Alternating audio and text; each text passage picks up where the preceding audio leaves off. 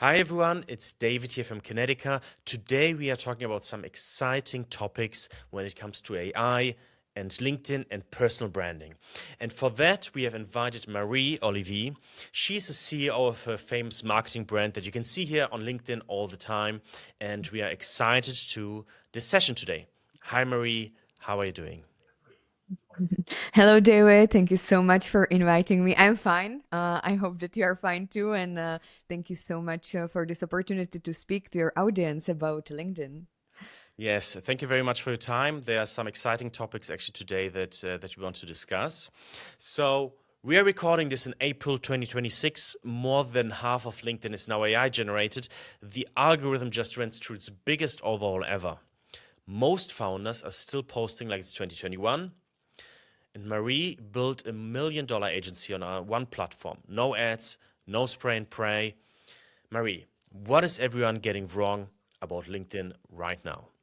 So it really depends, actually, like where you are based. So from where you are watching right now this podcast and which niche you have. Because working with more than 15,000 clients on LinkedIn, I could really see that this really matters. And it means that like LinkedIn is used in different ways across different countries. So we are mainly targeting with my company US, UK, and Europe. And even in these three different destinations, LinkedIn is used differently. Therefore, like the answer to your question, what people actually take wrong on LinkedIn, it depends from where you are watching and also at what stage with LinkedIn you are currently.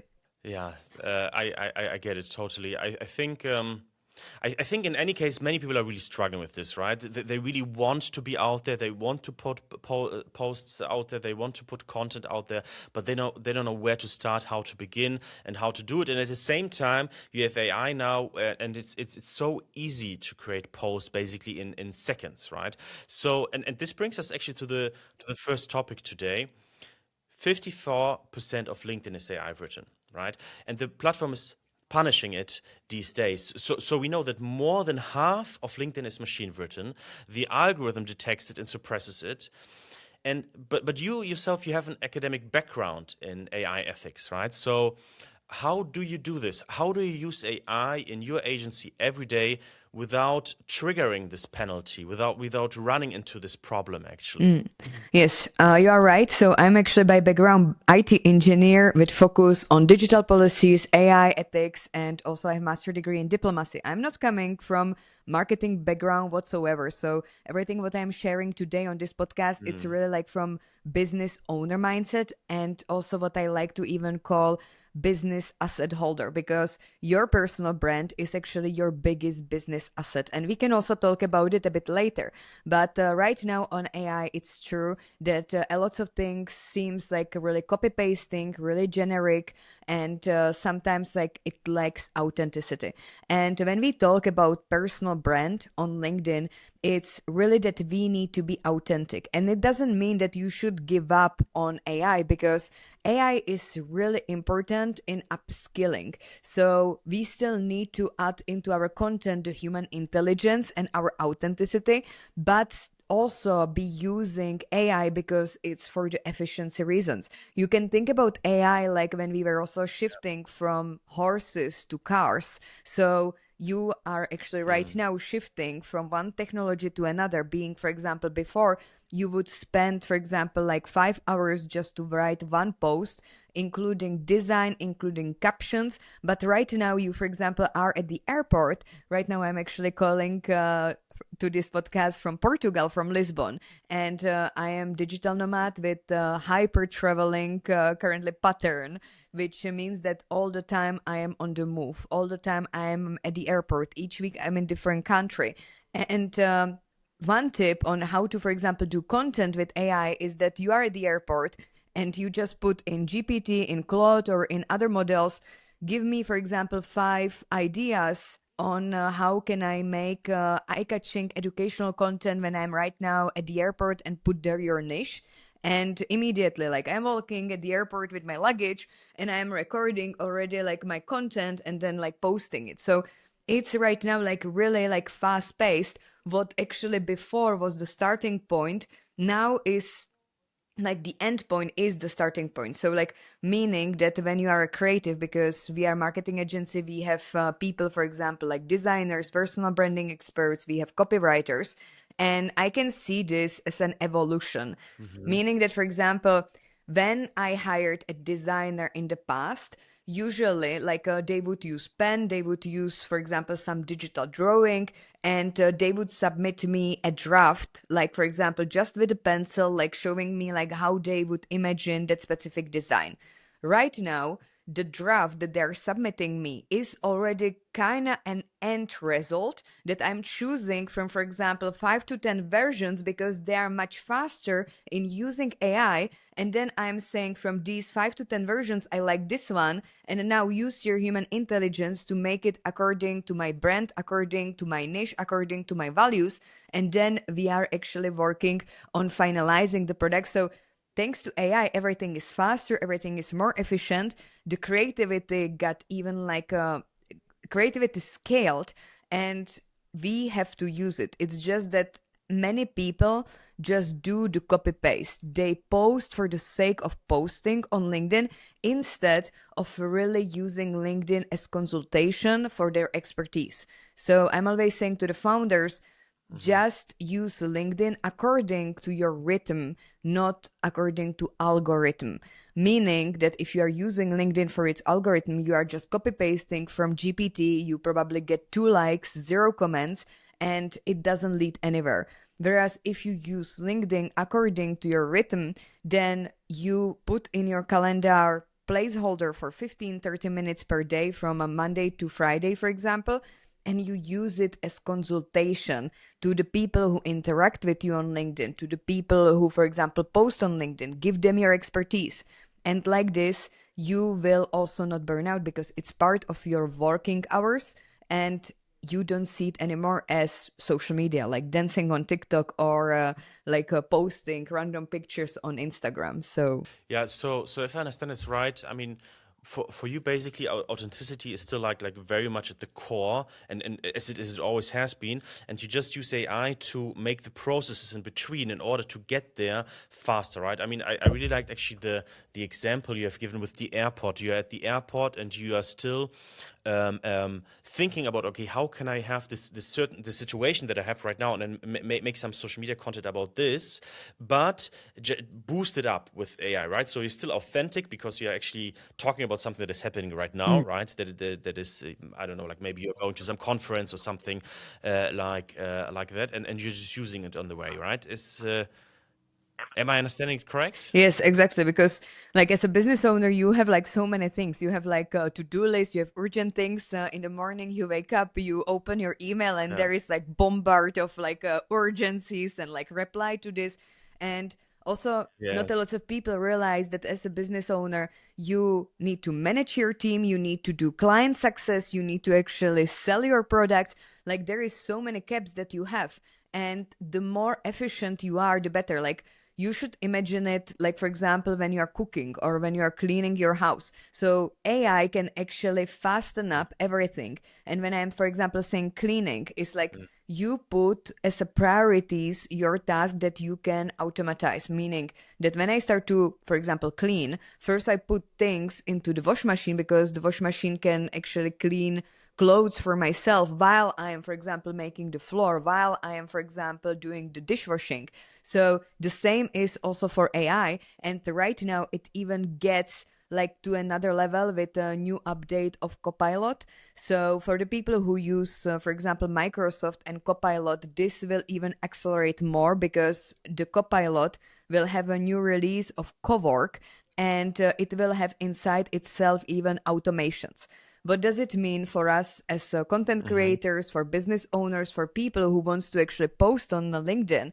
It means that you will be driving a car, and if you are using Copilot, you will then like just have the cowork, and you will be driving a car and say, yes, I want to today post about, for example, my experience. I'm just driving now from my coaching session with a client. We have discussed XYZ, and this was the interesting insight that we have discussed. please make me this content. And the cowork will actually distribute many different tasks to the different stages, meaning that it will prepare you the text, it will prepare you even the idea for the design, it will then even put the tasks like what is pending on you if it needs some update, it will even distribute that specific task to your teammates if your team is using also Cowork, and it will get completely different dynamic, because right now everything is done still like on AI. You need to write or you can talk, but it doesn't do this automation. Mm. And actually, like this Cowork should Yeah. be already it's already released in the US. It will get released this month in Europe, and once it's actually released, then GPT and other models will follow with these automations. Because still, when you, for example, want to automatize something with AI, you need to go do it through Zapier, you need to do it through other software, so it's quite demanding. But this will really speed the process. Yeah, yeah. I mean, this has changed quite a bit actually. Like last year, when N8N was like very popular, like everybody was talking about N8N, about Make, and all these different automation tools. It was still quite complicated actually to bring all the pieces together, right? But now with AI, you can do this much easier. And I mean, we are using Claude, for example, for everything right now, right? And Claude, I mean, you talked about the on the Microsoft side how to use ChatGPT. And Claude, I mean, you have the same thing, right? Where you try to it's not just the creative process in itself, like in this case, like writing a post, thinking about a specific diagram or like an image that you want to put, etc. But it's like, how do you make the interactions in between? How do you make the whole process basically with all the different steps aligning and working together? And that's really fascinating. One thing I would like to talk about more, and this is something that you mentioned right away from the beginning, and I think I think you have really good insights on this, is when it comes to authenticity, right? Because authenticity is something, yes, everybody talks about this, everybody says you have to be authentic, but I think people really struggle with, okay, what does this actually mean? Because I mean, when we create content, we look at what do the competitors do? What do I want to talk about? What is happening right now in our company? And you have all these different topics, and you just put them out there. But this doesn't necessarily make you authentic, right? So I mean, one thing that you mentioned there, and I think this is part of this, is to show the real moment, to show like actually what is like really reveal yourself. Like for example, I mean, you had this example with the airport, but this can be everywhere, right? This can be like a meeting, this can be like a different setup, like reveal yourself. Another thing that I see, I think is important, is vulnerability. Right? Don't show yourself always as the best person, as you know you have it all figured out, but show also when you're struggling with things, right? These are two things that I'm thinking about. But what's your take on this? Do you see other parts to it, or yeah, Yes. what does it mean to be authentic? Yes, this is a really good question. And when we actually were doing the process of our marketing agency, that we really want to be specializing on Mhm. personal brands on LinkedIn, which by the way is so hard because you really need to understand the person's voice. You need to understand what is their business. You need to understand how they talk. And this was the hardest part when we were starting with our marketing agency, because usually marketing agencies on LinkedIn, they're specializing on company. However, usually the company side on LinkedIn is Mhm. not as efficient, because at the end of the day, LinkedIn is coming from the phrase social media. Therefore, there is this word social. Always people will be more Yeah. interested in you as a founder, in your face, in how many coffees you drink per day. And also on LinkedIn, from technical point of view, all of the data for your company are taken from your personal brand, from your personal profile. Therefore, you can invite your connections from your personal profile to your company. So, how we actually nail this is that in every collaboration, what we do with our clients, I always have 2.5 hour workshop. And it might sound like demanding 2.5 hour of the workshop, but I really want to understand like how the Mm. person works, how they speak. And there we also use, of course, AI, because we have transcript, we have like how the person behaves, etc. And we can then make different models on different actions that we will be doing for that specific person. And when I'm giving advices on how to actually do the authenticity for yourself, because we have two different products at Marie Olivie LLC. We have either that we do it for you, so we take your personal brand under ourselves and we do it for you. This is for really busy founders who really want to like outsource it. They don't have time to spend on LinkedIn and they want that just calls get booked into their agenda. Or we also teach it to you. So it means that you do it yourself. And there, usually, like what I'm saying, how you can nail it yourself for this authenticity is actually focus on three main content pillars. I will just share quickly my screen to show you what I mean. So, here Sure. I have the whiteboard, and you can do this even like after this podcast. Now, focus on this podcast because we are sharing lots of insights. So don't do it right now with me, but rather then focus on what I will be drawing. So we have three different content pillars. So it may look like this. The first one is education. So this is usually like when you want to like educate people and, for example, like tell them some added value and things like this. Then the second is trust. And here in the trust, we also have the personal stories because people can connect to you. I will just put PS, like personal stories. And the last content pillar is conversion. So this is really important for authenticity because you don't want to sound salesy on LinkedIn. Usually people who sound too salesy, too pushy, they get ignored. So therefore, like when we look at these three pillars, we can very nicely balance the authenticity. First pillar is education. This is usually like how-to things or like how to, for example, like educate people on some specific things in your process, how you do things. What is also a really good trick for this is to just write into your Google your niche. So, for example, if I am in the architecture niche, I will just write into the Google architecture and it will give me frequently asked questions. So here you have people also ask, and the only thing what you need to do at the beginning is to answer these frequently asked questions because then you would be at the top of the searches also of Google because Google of course takes the information from LinkedIn on its search engine. So this is the first one, education. Then you have the trust and personal brand and the personal stories. This is where the authenticity come because here you are sharing, for example, some trust, social proof, like a percentage or like revenue, how much money you made, or like some announcement of the partnerships, etc.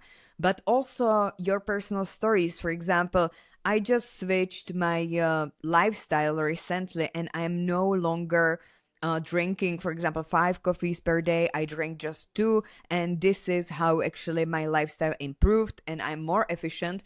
And people actually love this. When I, for example, have workshops at some different conferences or for different private clubs, usually people are like, yeah, but Marie, like, I'm like 55 years old and I don't want to tell to people like how many coffees per day I drink or that I go to run every morning. And I'm saying that always you can make it more like business oriented rather than just writing a noise somewhere. Meaning that if you are writing about your lifestyle, if you are writing about how you are running, if you are writing about how you do fitness, etc., people will connect with you. People will connect with your values. And my number one priority in business is to actually have quality audience and to have quality clients. So I want to work with people who are really locked in, who really care about their business. Therefore, for me, it's really important and really interesting to share about my lifestyle because then people who are like-minded will find me. So here we also have the personal stories and the authenticity, which actually is navigating really good the other pillars. And then we have conversion. So conversion is really just about your specific offer, nothing more. You don't add anything else. Like many people, they do mistake that they add many different things in it, but just tell only people about your product, what you do, and what they need to do to get it. Just the call to action. And when you are navigating the authenticity on your profile, you always want to post the trust slash personal story before the conversion.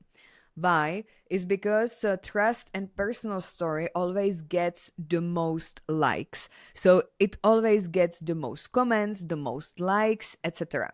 The education is the middle, and the least likes is in conversion. Why is that so? Is because LinkedIn actually grew up on algorithm. I don't know if you remember, for example, in 2019, 2020, if you have been already on LinkedIn, it was always about it's honor for me to tell you that I got promoted or something like this. And therefore, when we are Sure. sharing the announcement, then the algorithm boosted because this is how the LinkedIn was done from beginning.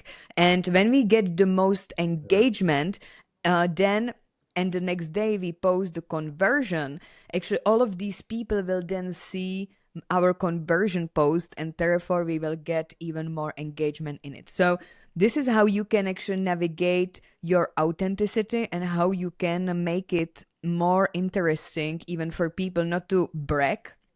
By the way, I just also recorded a YouTube video on like how to stop bragging and rather showing results and evidence, because a lot of founders, they feel like, yeah, but I don't want to tell people that I'm the best, and I don't want to tell people that these things, and rather like really see it as a business strategy.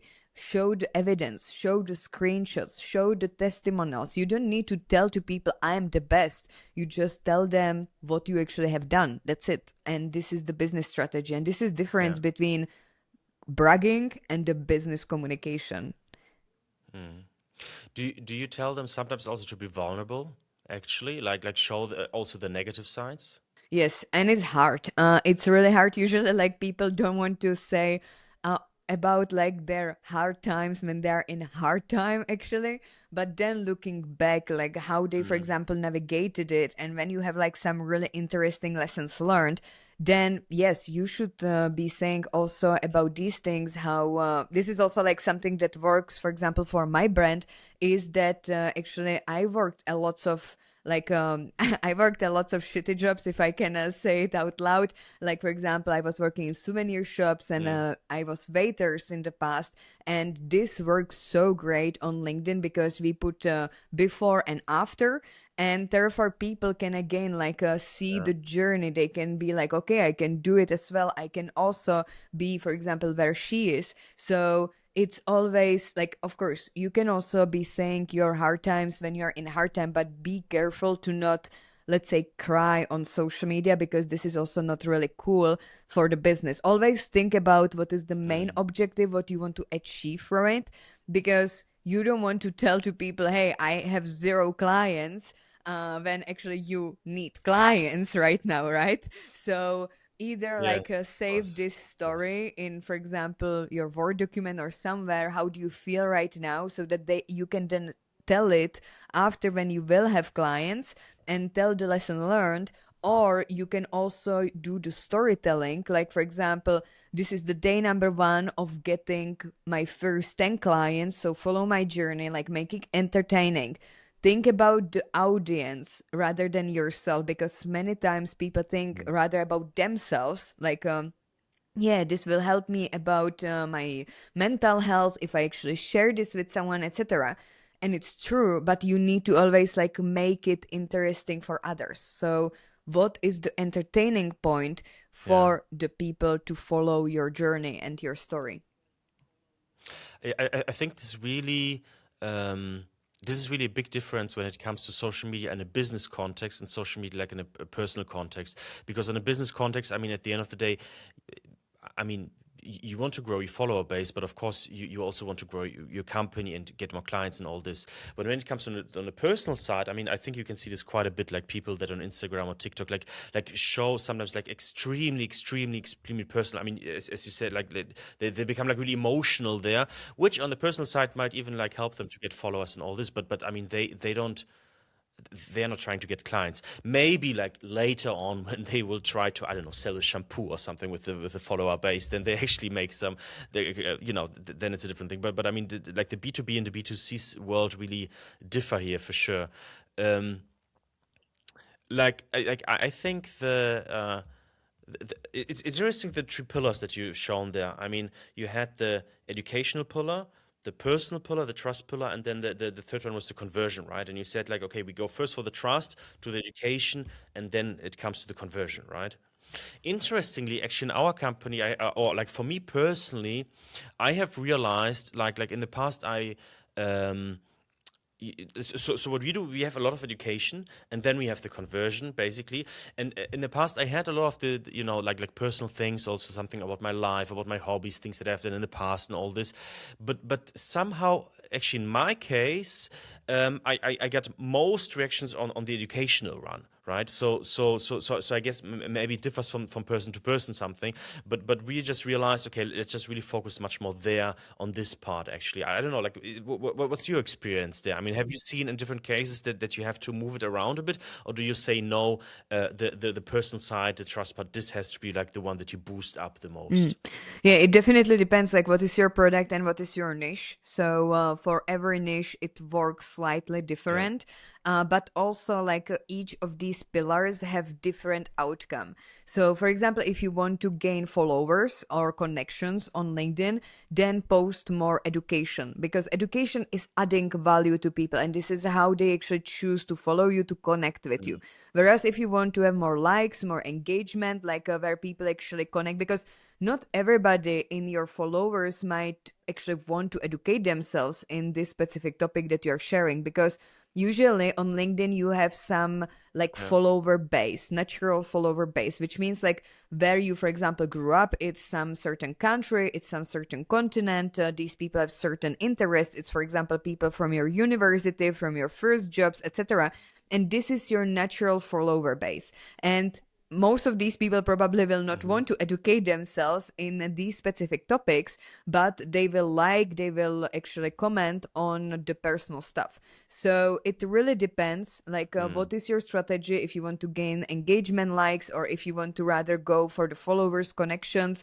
And then conversion is the clicking on the links, so getting book calls, etc. And a lot of founders, they underestimate this, or they usually do it like because they are scared to sound salesy. But actually, if you then understand these pillars, you cannot sound salesy, because it's just normal that you are actually a business owner and you are just telling people about your offer. Yeah. Yes. Yes. So yeah, I mean, depending on the niche, right? It depends on the niche where you are Mm. in, and I guess also the part of the journey where you're at. I mean, in our case, we have I mean, we do sophisticated like go-to-market systems, right? Like AI systems on the outbound side, inbound side, sometimes revenue operations, basically. And so I guess this is why the educational content works well in our case, because we have so many different things to talk about, like all the different new things that are happening right now in Mm. the AI world. Basically, this is the main thing that we talk about. What is right now happening with Claude? Mm. What are all the different new skills that you have? How can you integrate it in your system, right? And so this is why we are really doubling down on this one. But I mean, yeah, it's really interesting Mm. to hear, how it works in general. Um, Another thing is that, I mean, in the past, people said like just 1% of people post on LinkedIn, and most people are quiet. Actually, do you think it's still the case? I mean, these are statistics, I think, like from 1 2 years ago. Is it still like that, or do you see it's changing, and do you have many more people right now posting on LinkedIn? We have many more people posting right now because more and more people understand the importance, especially in connection with AI, because LinkedIn is second source of Yeah. food for the generative AI. Also, like LinkedIn is acquired by Microsoft.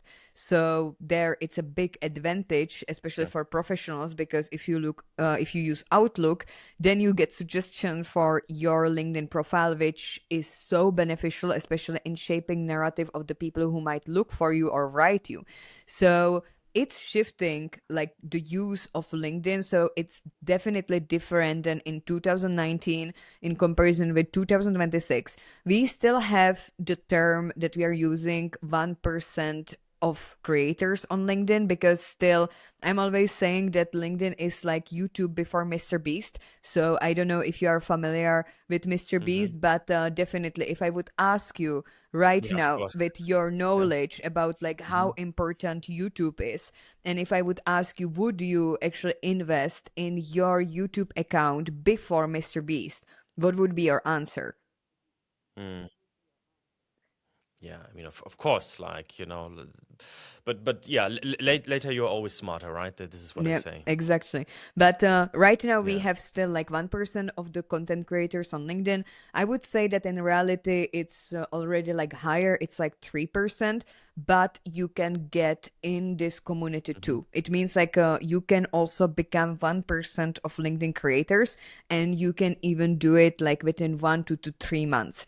It's like how low competitive the LinkedIn is at this stage, because in comparison with Instagram has 47% of creators, whereas the LinkedIn has Mm. 1 to 3%. Therefore, if you invest in your personal brand on LinkedIn right now, you can be really somewhere else in the future when it will even boom. And we see a really big increase in using LinkedIn. Let me just show you a bit of statistics, which actually is possible to find on the Google Trends.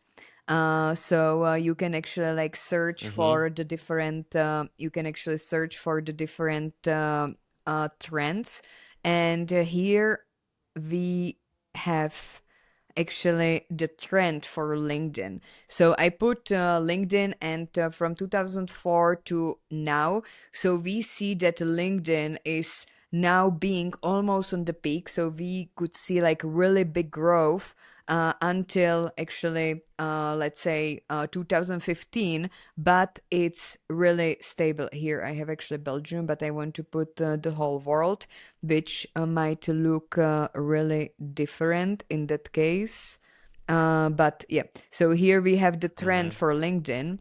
Yeah, now it's the whole world. So we are now at the top of the peak for the LinkedIn. So that was Belgium, what I had before. Now I have the whole world. And if you compare it with YouTube, you will see what I actually talk about. So right now there is still a LinkedIn, and this is YouTube. So this is probably like where Mr. Beast actually like went viral, and now YouTube is on its decrease. So we can really see that LinkedIn is right now somewhere here as the YouTube in 2010. So this is the main reason why you should be on LinkedIn, why you should invest in your personal brand, and why you should be your authentic self, because this will then bear fruits, especially for those who are watching and are investors, traders. You might really understand this trend what I'm showing here right now, and you can do the same with TikTok, with Instagram. Instagram probably already also had this peak, but Instagram is quite money ecosystem, which means that it's acquired by Meta, Mm. which is money machine. So they are always upskilling, upgrading themselves. So it's a slightly different trend, and TikTok is also quite young. So this is also interesting to follow in terms of the different trends of social media and where to actually be, where to invest the most energy. And right now, LinkedIn is the place because it will just grow. Yeah, yeah. So LinkedIn is still the place to be, the place where the most potential is basically in the social media space. Um, this brings me actually to the next topic when it comes to inbound versus outbound. So, I mean, obviously, you do a lot of inbound, right, in your company, right? This is your main focus here. So, and you build agency with no cold DMs is a first move. Like most GTM teams still, the default to outbound sequences basically. And why do you think outbound doesn't work so well if you skip inbound? If you just focus on outbound alone? We tried it, so we have tested different things, and I have to admit that here, what really helped me is that I'm woman. I have feminine energy. This is like really different how we do business as a woman than as a man. And if there are women watching this podcast, you should really take advantage in your feminine energy.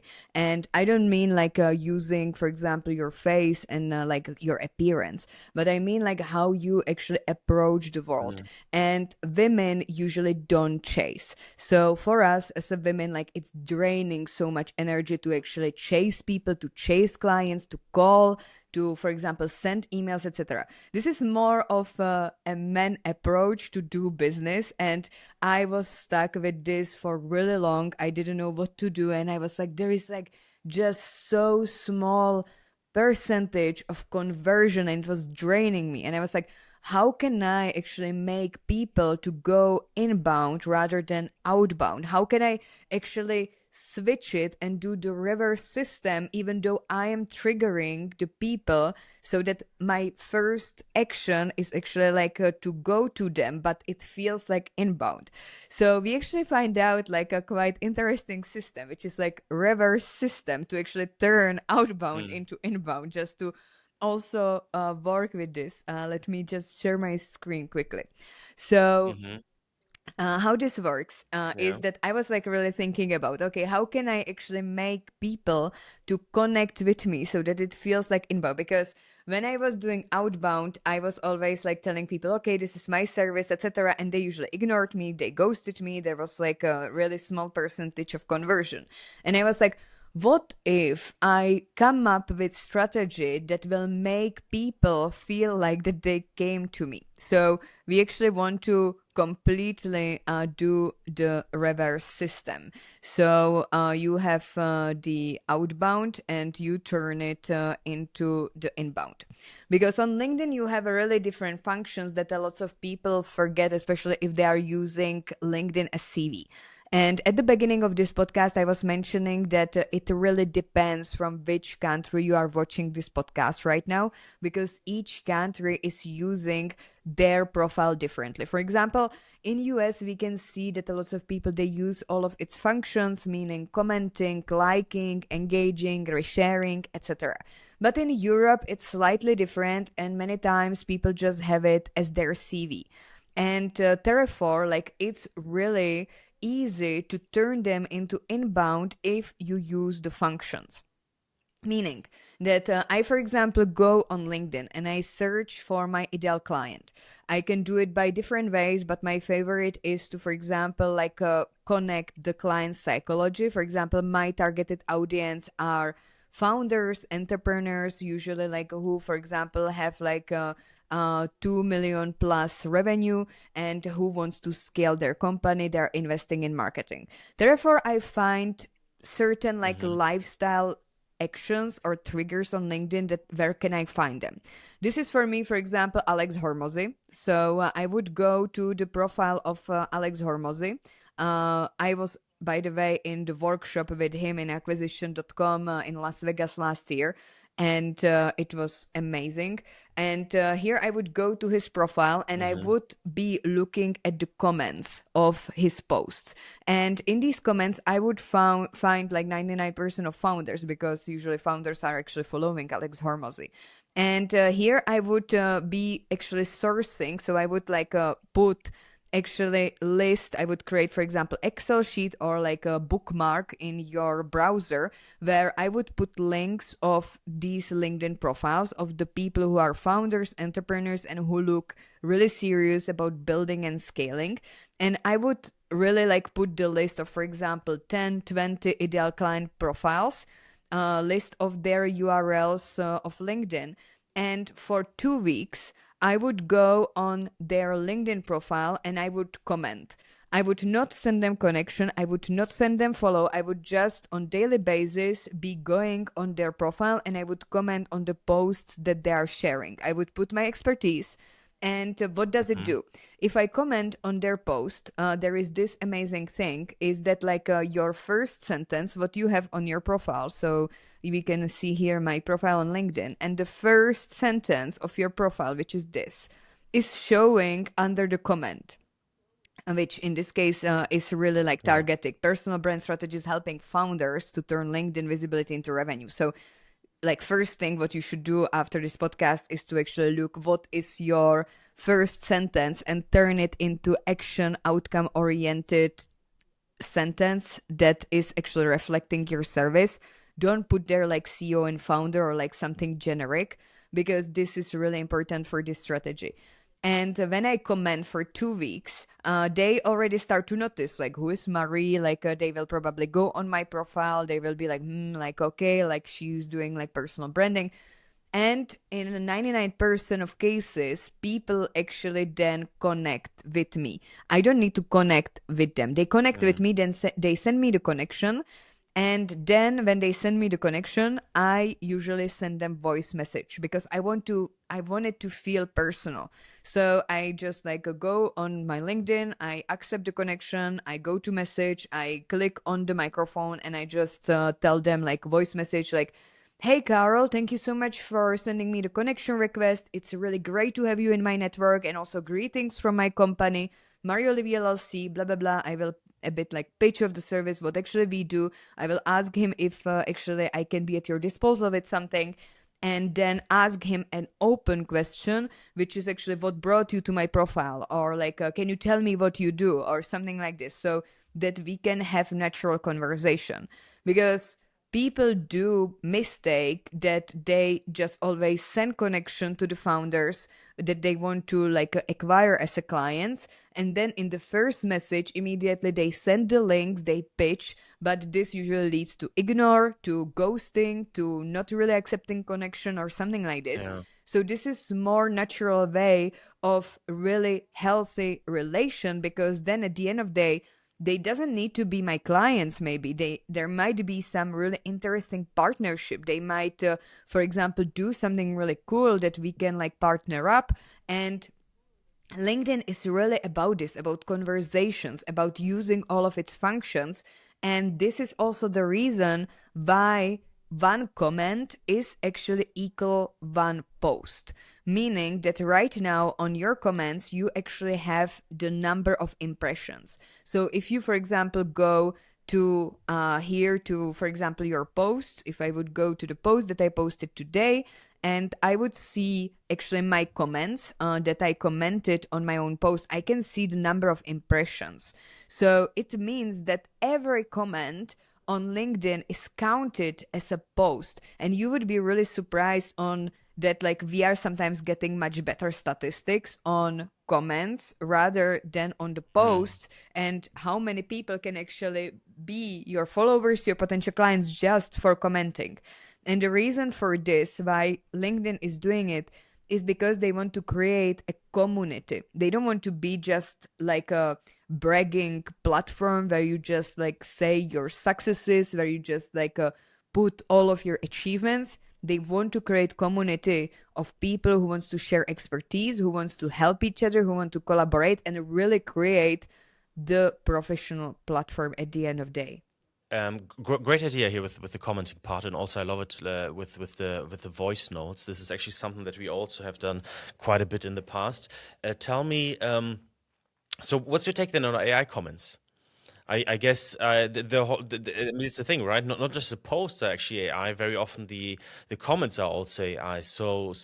And when you go about this, do you try it then to be like specifically a controversial, or like give like a different kind of take, or what's the idea? Because I mean the thing is with the comments, when I look at the comments, I mean, let's be honest, like 90% of them are extremely boring, right? Most people just say, "Oh, that's great, that's fantastic, what a good point. You just hit it, blah blah blah," and it's like it's all the same, right? It's all the same basically in most cases. But what's your take? How should someone approach this?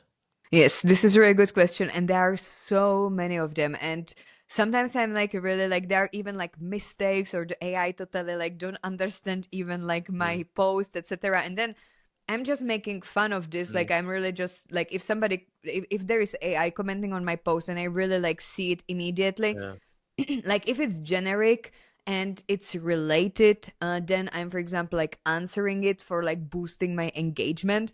So I'm like, yeah, you are investing in the AI, so like why not to use it, me as a human with my personal brand for mm, boosting engagement? That's fine.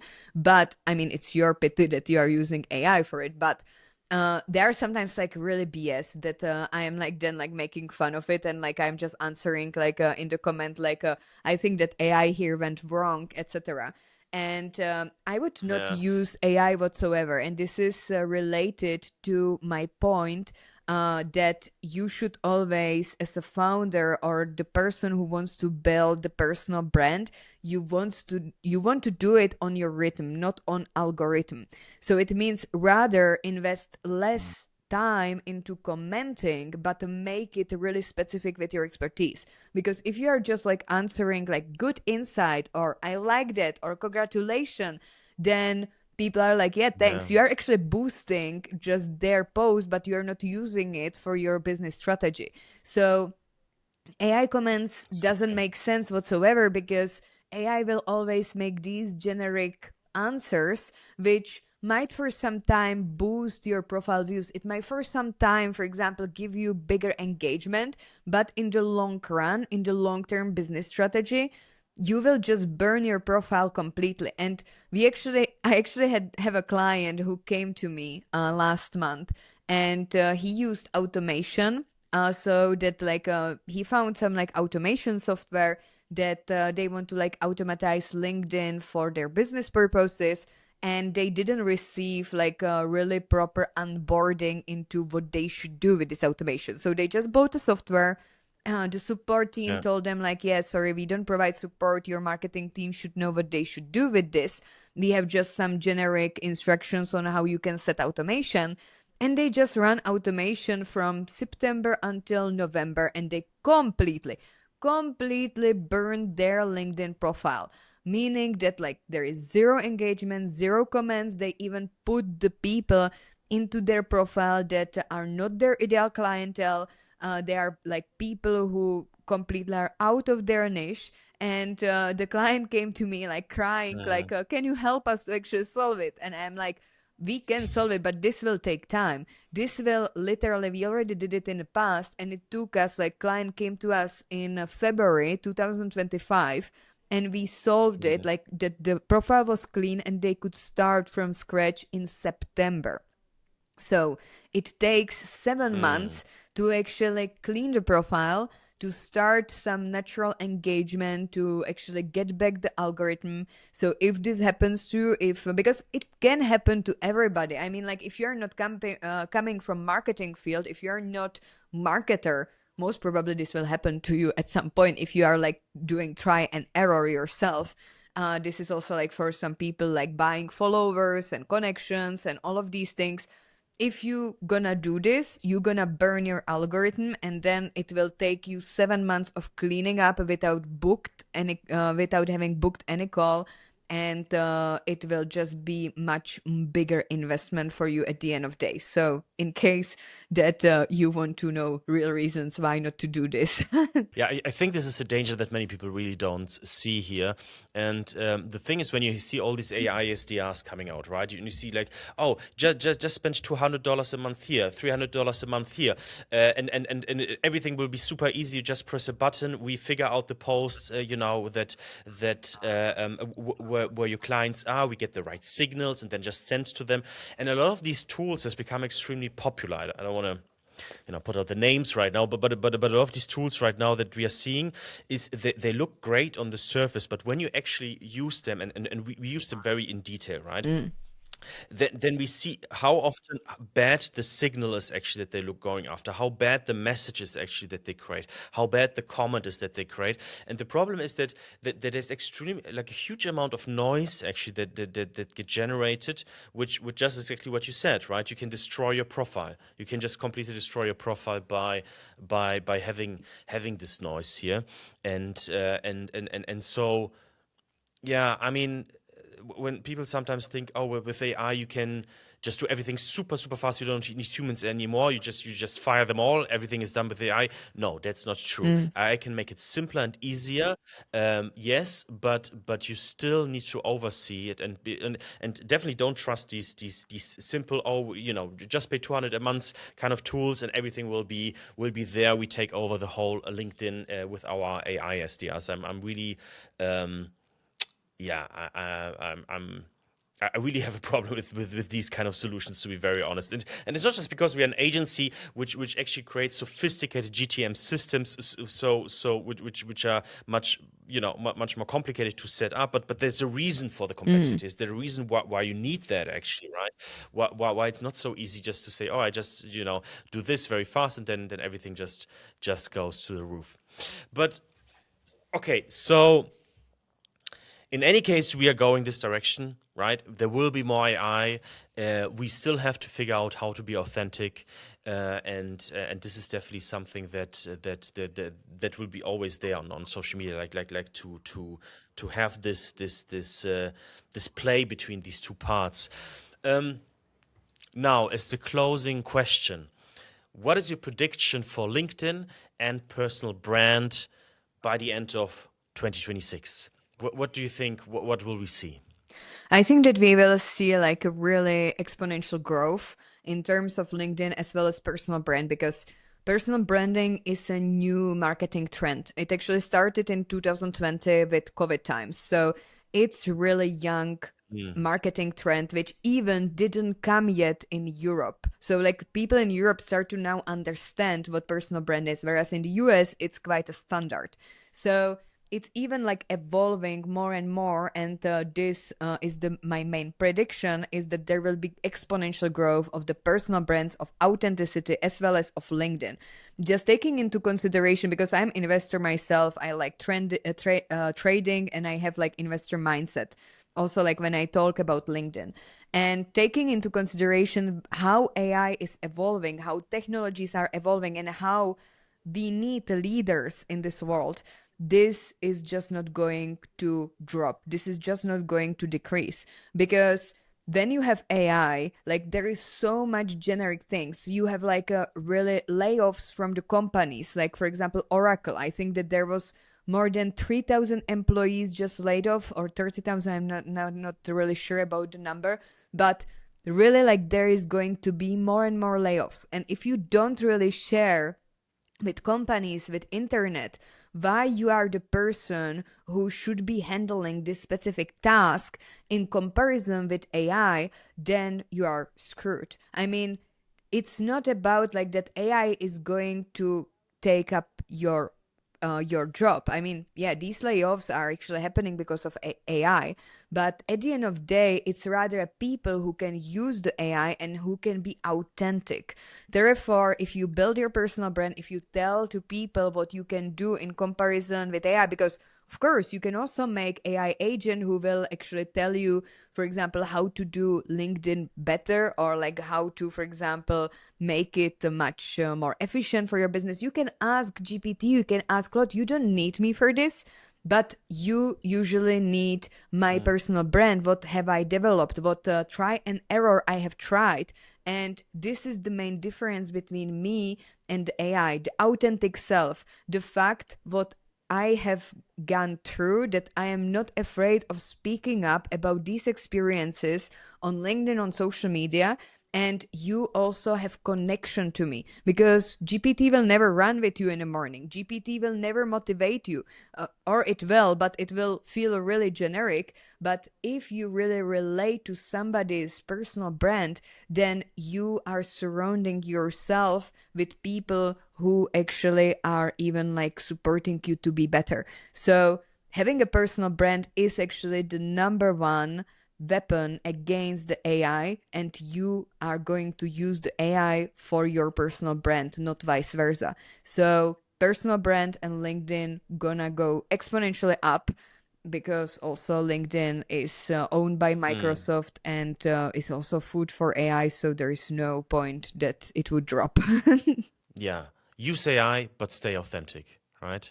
So great. Thank you very much, Ray. I mean, this was a great session right now. We have learned a lot about personal branding, about how to use AI in the right way on LinkedIn.